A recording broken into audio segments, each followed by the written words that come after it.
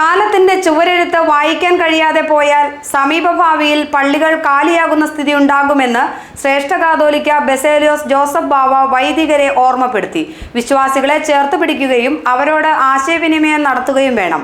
അങ്കമാലി ഭദ്രാസന വൈദിക യോഗത്തിലെ സ്വീകരണത്തിന് ശേഷം പ്രസംഗിക്കുകയായിരുന്നു ശ്രേഷ്ഠ ബാവ. ചരിത്രത്തിന്റെ ചുവരെഴുത്ത് വായിച്ചു പോകാൻ കഴിഞ്ഞില്ലെങ്കിൽ 10 വർഷത്തിനപ്പുറം പള്ളികൾ കാലിയാകുന്ന സ്ഥിതിയുണ്ടാകും.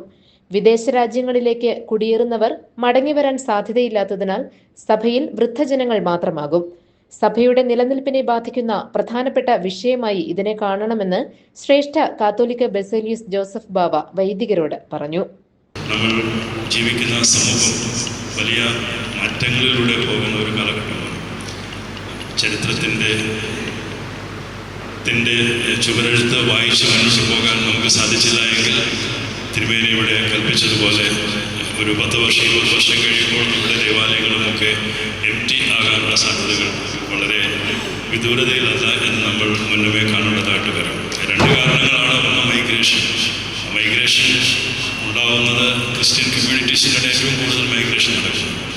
അതിൽ നമ്മുടെ സഭാംഗങ്ങൾ ഒട്ടും പിറകിലല്ല എന്നുള്ളതും മൈഗ്രേറ്റ് ചെയ്ത് പോകുന്നവർ തിരിച്ച് നാട്ടിലേക്ക് വരാനുള്ള സാധ്യതകൾ വളരെ കുറവായതുകൊണ്ടും നമ്മുടെ സഭയിൽ ഭാവിയിൽ കുറേ വാർദ്ധക്യത്തിൽ വന്ന ആളുകൾ മാത്രമായി കുറഞ്ഞു പോകും എന്നുള്ളത് നമ്മുടെ സഭയുടെ നിലനിൽപ്പിനെ തന്നെ ബാധിക്കുന്ന ഒരു പ്രധാനപ്പെട്ട വിഷയമായി നമ്മൾ മുന്നിൽ കാണേണ്ടതായിട്ടുണ്ട്.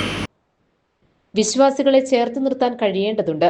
വിശ്വാസികളുമായി നിരന്തരം ആശയവിനിമയം നടത്തേണ്ടതുണ്ടെന്നും ശ്രേഷ്ഠ ബാവ വൈദികരെ ഓർമ്മപ്പെടുത്തി. കോതമംഗലം മർത്തമറിയം വലിയ പള്ളിയിൽ വൈദിക സംഘത്തിന്റെ യോഗത്തിൽ പ്രസംഗിക്കുകയായിരുന്നു അദ്ദേഹം. ഹൗസ് ടു ഹൗസ് മിനിസ്ട്രിക്ക്, വൺ ടു വൺ മിനിസ്ട്രിക്ക് ഇന്ന് ഏറ്റവും വലിയ പ്രാധാന്യമുണ്ട്. അതിന് നമ്മൾക്ക് എത്രമാത്രം സമയം കണ്ടെത്താൻ സാധിക്കുന്നുണ്ട്.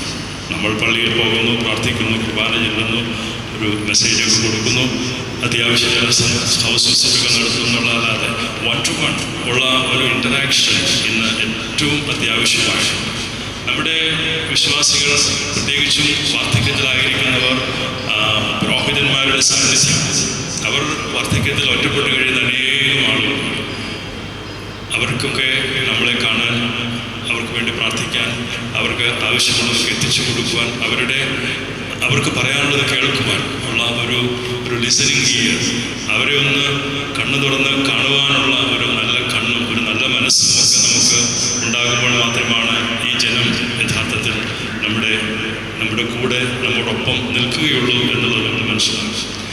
വൈദിക സംഘത്തിന്റെ ആഭിമുഖ്യത്തിൽ ശ്രേഷ്ഠ ബാവയ്ക്ക് സ്വീകരണം നൽകി. വർക്കിംഗ് പ്രസിഡന്റ് മാത്യൂസ് മാർ അന്തിമോസ് മെത്രാപ്പൊലീത്ത അധ്യക്ഷത വഹിച്ച യോഗത്തിൽ മെത്രാപ്പൊലീത്തമാരായ ഡോക്ടർ എബ്രഹാം മാർ സേവേറിയോസ്, ഏലിയാസ് മാർ അത്തനാസിയോസ്, ഏലിയാസ് മാർ യൂലിയോസ്, മാത്യൂസ് മാർ അപ്രേം, സംഘം സെക്രട്ടറി വർഗീസ് തെക്കേക്കര കോറെപ്പിസ്കോപ്പ തുടങ്ങിയവർ പ്രസംഗിച്ചു. വൈദിക സംഘത്തിന്റെ ഭാരവാഹികളായി ഫാദർ എൽദോസ് നമ്മനാലിൽ secretary, father Binoy Chathanattu joint secretary, father Paulose Pallathukudy treasurer എന്നിവരെ തെരഞ്ഞെടുത്തു. GTV news, Kothamangalam.